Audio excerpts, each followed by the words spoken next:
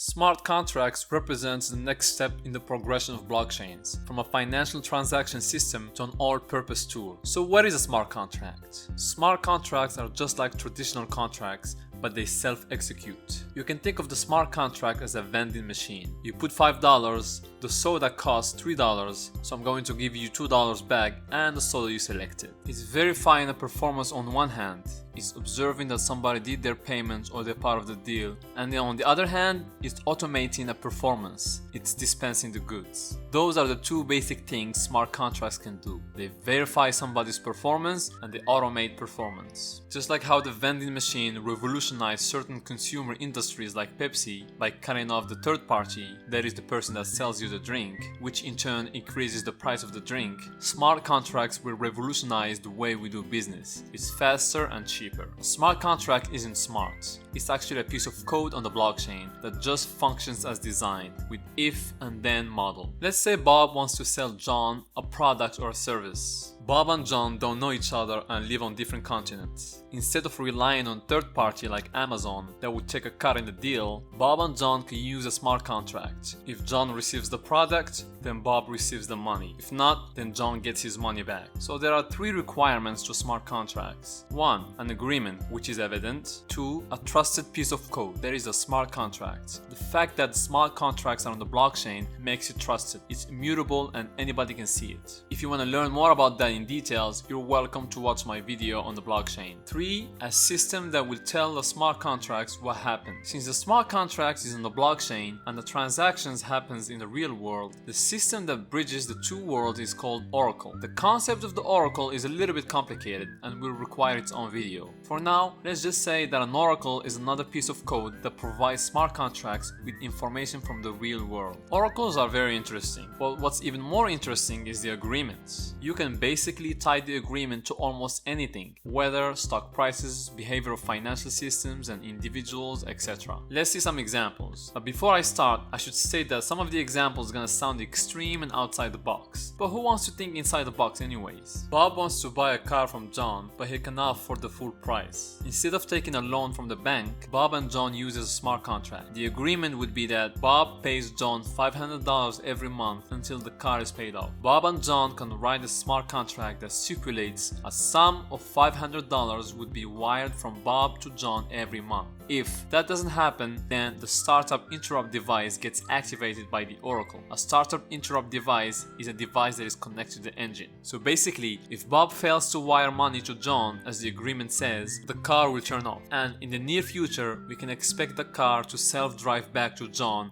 The insurance companies would benefit the most from the smart contracts. It's summertime and John is excited because his hotel is fully booked. John has a smart contract with an insurance company against the weather. If a storm hits the city, then John will be reimbursed. This is how it works. The Oracle will check the weather on the internet, activates the agreement. But that's not all. The Oracle will also calculate the amount to be reimbursed by comparing the revenue before the storm and after the storm, and paying John the difference. John is happy because he got paid, and the insurance company is happy because they saved money from not paying somebody to go and calculate the losses and all that. Last but not least is an example where the smart contract agreement is tied to the behavior of individuals, and this one in particular it was inspired from Lex Fridman podcast. John is running for the position of mayor of his city. During the election period, he makes many promises, namely on what sectors will be financially supported. We can take all of his promises and put them in a smart contract. The agreement will be, if John wins, then money from the treasury will go to these fields according to the contract. It sounds crazy, but the idea of using smart contracts to enforce accountability is very interesting.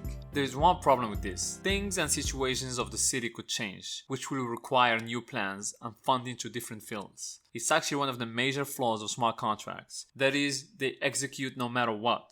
But we are still at the beginning of this new technology. Developers and engineers are working very hard to make it better. Almost every industry in the world will be able to use smart contracts to help improve the speed and security of its record keeping. Thanks for watching, everybody.